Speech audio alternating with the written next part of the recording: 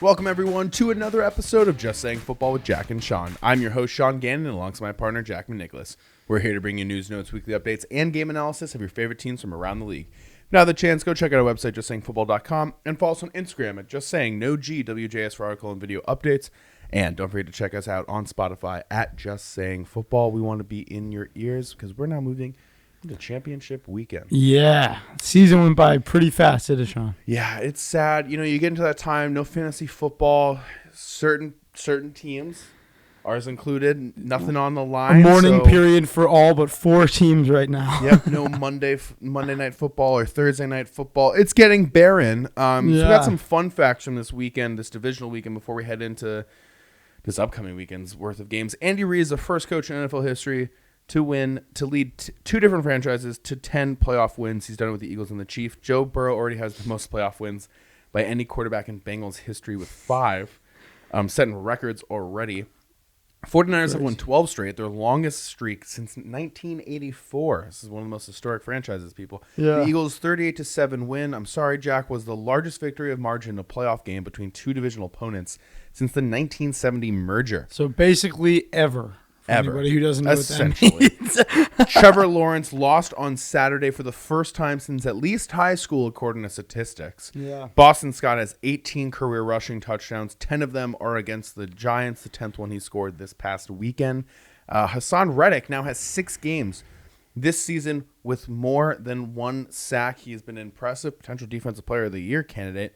Brett Maher has only missed 6 extra points ever in his career before missing 5 this year in the playoffs. And finally, the Bills lost a home playoff game for just the second time since 1988. And man, did that loss sting for Buffalo. Yeah, last week, I'll tell you, especially for my team, I feel like I'm going through a little what you went through last week, the week before, and, now, it's just this mourning period of, wow, you have these 4 teams left. And they all kind of deserve to be there. You know what I'm saying? Like the Bills, so, yeah. We were kind of like, all right, they played Miami and they may have not deserved to win that game. People were like, Bengals don't, but they're here. You know what I'm saying? Even last week with Mahomes, many could argue, if he was hurt, Jacksonville had a great chance. They're here. So I'm psyched. I think that all 4 of these teams, especially when you look back at the season, are probably the 4 most dominant teams in the NFL, and they kind of just proved that by sticking around all the way to this point. Yep, and speaking of dominant, let's jump into our NFC Championship games. We have 2 great defenses facing off. We have the San Francisco 49ers making their way to Philadelphia to take on the Eagles. The Eagles open up as favorites on Sunday with -2.5. Over on here of 45.5. Definitely hit the over on that one. What are your thoughts going into this one? Eagles have not lost since October 30th. They are the first seed. They have the Niners haven't lost since October 30th, but the Eagles are the first seed. They have that home crowd behind them. Yeah. There's a lot at stake. Tough place to play. Either of these teams have incredibly tough home environments, but San Francisco is going all the way across the country, going to Philly on the road. What we saw last week, obviously, as a Giants fan, I was sad, but just as a football fan, watching how Philly was able to operate last week, we talk a lot about the Niners defense, how they're an X factor, but you have to think if any offense as well is going to be able to shut down the Niners defense, really get past them.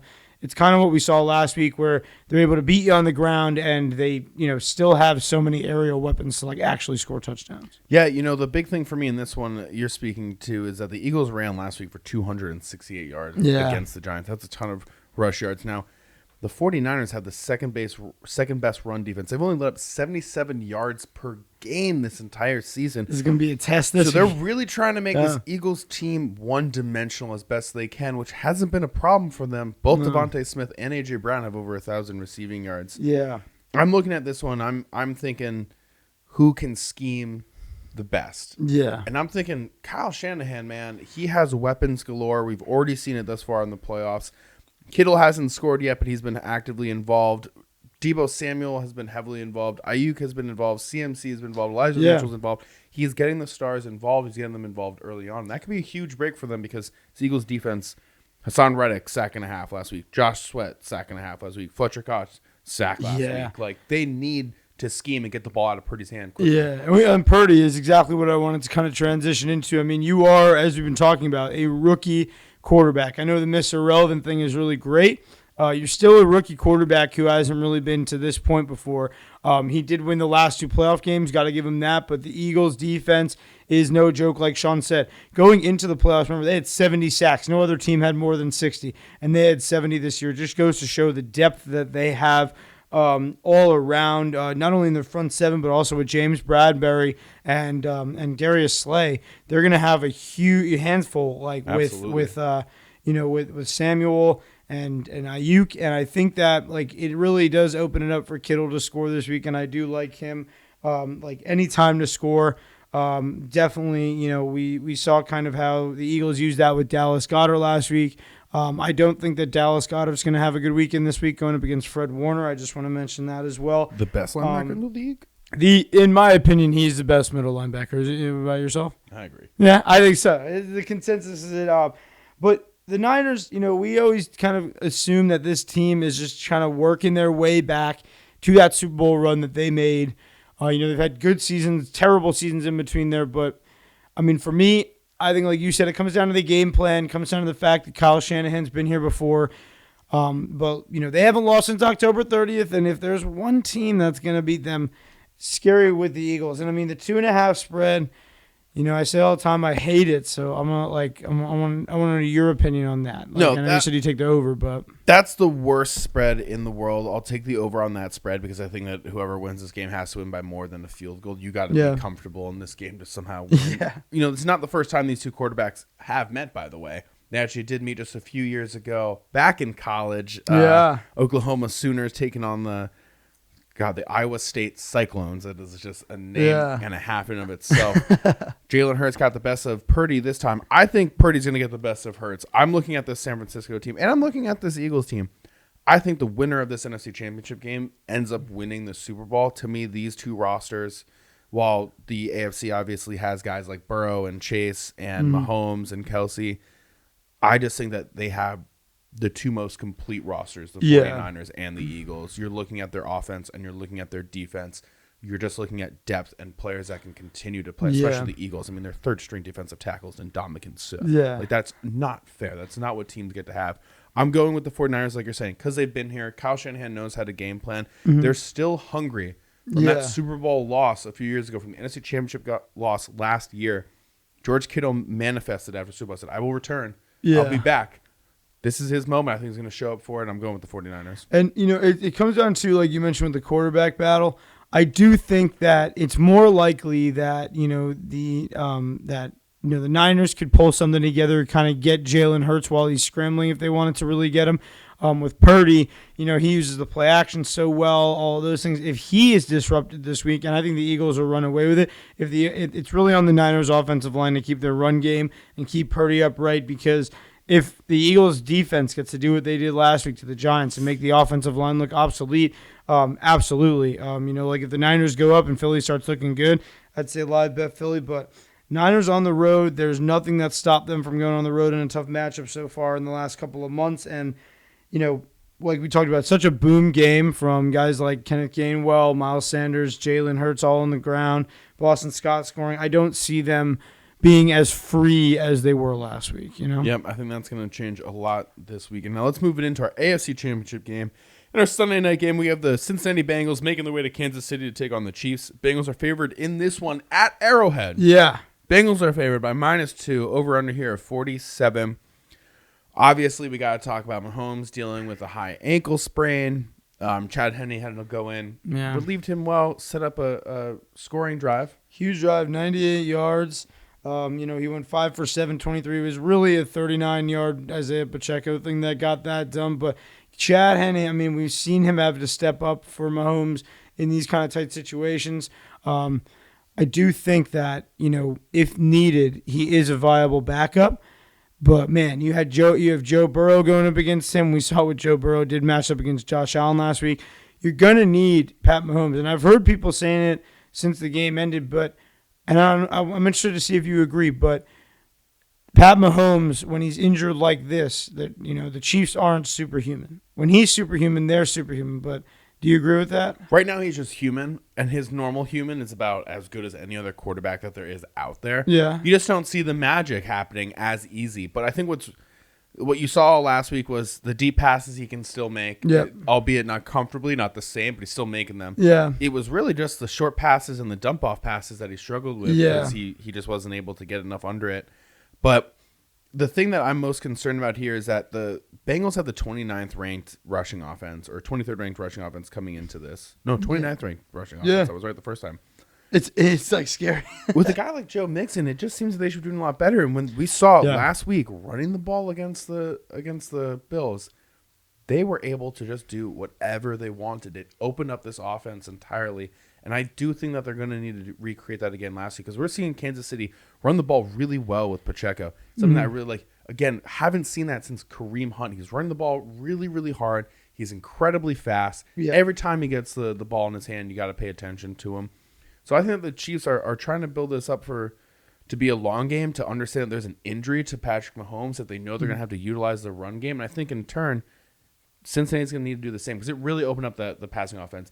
Chase should have had 3 touchdowns last week, only had 2. Yeah. You know, I just think for the Bengals, I'm going with them in this one. I just think injured Patrick Mahomes doesn't matter anyway because they beat them in Arrowhead last year too. Yeah. So that's the thing too. I mean, 0-3, you know, it's tough because we always talk so highly of Pat Mahomes and Andy Reid, and you know, it's kind of talk like they have no kryptonite. And Joe Burrow and the Bengals enters the chat. Are definitely he enters the chat and he just takes it over, and he, you know, I think that we're getting a very good like rematch here that we've been deserving, you know, of them at this kind of what stage. Everyone wanted, you know, or the Bills. But I do like the Bengals. It's kind of crazy when I have to put it in perspective where I'm like, wow, both of these home crowds in a scenario could go home really disappointed. But that's the playoffs. Like that like, you know, nobody cares where they're playing next week. None of these teams are at home next week in the Super Bowl. They're going after it. They're like, dude, you know, and the Bengals, they're motivated. You know, like Burrow said, man, he said, keep those receipts. You better send those receipts back. People were doubting them so much they had 50,000 pre-sales for them to play a game, the Chiefs to play a game against the Bills, and the Bengals were like, hell nah. I'm not letting that shit happen. As they should. And, you know, one of the things they did great last week, we didn't really talk about it enough on our show, is that their offensive line is riddled with injuries right now. Yeah. Cincinnati. And what was their issue last year? In the playoffs, they just let Burrow get sacked over and over again. Only let up 1 sack last week against a really good Bills defense that's been getting after the quarterback all season. I think it's really come down to Steve Spagnuolo and the Kansas City defense to really win this game and to make adjustments and to force and create turnovers. And if they're not able to do that at all, and again, the Bengals are able to run the ball efficiently, I think the Bengals will win this one easily with 7+ points. Yeah, so that's interesting. We have another -2 too, so that's like kind of wild. That, you know, if you want, like you said, to take an alternate like a touchdown. All 3 of the games have been just 3 points in the past, but like you're saying, there could be a real scenario here where the Bengals do just take off. That's what they did last week. We saw what happened when Jamar went over top. We saw Higgins make that huge catch where he got rocked, where both the safeties got rocked. You know, on the goal line, like the Bengals are motivated. They got a fire under them right now. For me, Kansas City, they're playing like underdogs, and they shouldn't be because they're not really underdogs. Like they just went to the Super Bowl last year, but they lost. Mentality. Like they're the only ones who are like, but we lost. And that's something that we should all be worried about. The fact that they're playing with underdog mentality. Yeah. And not the 2017 Eagles first seed underdog mentality. I'm talking real underdog mentality. They fully think like everyone is counting us out. Keep the receipts. Give them back their money. Like, no, that's scary because it's Joe Burr. Yeah, and I mean, we talked so much about what we saw last week, just the receivers. Even Hayden Hurst was getting an insane touchdown. He was left open because they have Chase, Higgins, Boyd. They have too many guys to beat you with. Such a good play call. Now, look, if the Chiefs had Tyreek still, this would be a game for me, man. But they don't, and nobody's really stepped up in that way for me. You know, like you said, it's really going to be the defense because these receivers are not it for me. Juju, not it for me. Marquez Valdez, Travis Kelce, 14 for 98 and 2, set a career high in receptions, almost set a playoff record. But he's a tight end. This is a franchise that has gone through a season without a touchdown from a wide receiver, and somehow their quarterback led the league in touchdowns, and their receivers, none of them feel productive. That's not going to fly against the Cincinnati secondary that is balling out right now. But, you know, I got to give it to the Chiefs, man. They got L'Jarius Sneed and first-round pick Trent McDuffie. who we loved coming in. They are going to have their hands full this week, but they're both top 23 PFF ranked corners right now. So, and then you see, and then last week, Jalen Watson, second play of that Jacksonville comeback attempt. Jacksonville was down by 10. They eventually lost by 7. They really had a chance to win that game if Trevor Lawrence doesn't throw that pick. So that's a huge play by Jalen Watson that really just gave the Chiefs complete advantage. They're going to need to do that this week, though. Yeah, one of the things that also the Chiefs need to be worried about, I said they're going to need to make turnovers, and, man, they're really going to need to because their takeaway turnover difference is a -3 that currently ranks 22nd in the NFL. And to put that into perspective, the Bengals have a +6, which ranks 6th in the NFL. There's a lot at stake. Obviously, this is your ticket to the Super Bowl, but for Kansas City, being at home, the injured Mahomes, guys like Nick Bolton, Chris Jones, Frank Clark, Trent McDuffie, Eric Reed, this defense is going to come down to them because Travis Kelce will not be able to go for 14 receptions again. Not with Luke Wilson, who's been playing the way he can get that 98-2 easily. I can put him over 100 yards any given day and easily 2 touchdowns, but 14 receptions, you know what I mean? Wide receivers are going to need to step up. There's a lot right now at stake for Kansas City because it's not going to be Mahomes that can do it. And, the Bengals are 13-3 versus spread, which is something to keep an eye out for now that they're favored. Kansas we always say, 7-10. And Vegas knows, man. They know something. Vegas knows. They're like, we don't know exactly how Pat Mahomes' ankle is right now, but they're looking. They're checking the swelling on his ankle. That's how they know. I'd say get the Bengals as early as possible if you can. But Kansas City is Kansas City, man. He comes out fully healthy next week. We could have one of the best games, like we always kind of do with these two. Yep, absolutely. All right, everyone, that's all the time that we have. Thank you, everyone, for listening. Thank you, everyone, for tuning in. Definitely hedge your bets with this Kansas City Bengals game because I think if you put down only got 3 more games to live bet. Yeah, especially with the NFL. Especially that's when it's the most fun. Basketball and baseball. There's so many games. Football, especially this late. But this is Just Saying Football. That's what we do. Thank you for listening. Thank you for tuning in. Check us out, justsayingfootball.com, Just Saying Football on YouTube and Spotify. Get us in your ears. Just Saying No GWJS on Instagram for all your updates. Thank you so much. Enjoy these games. Enjoy.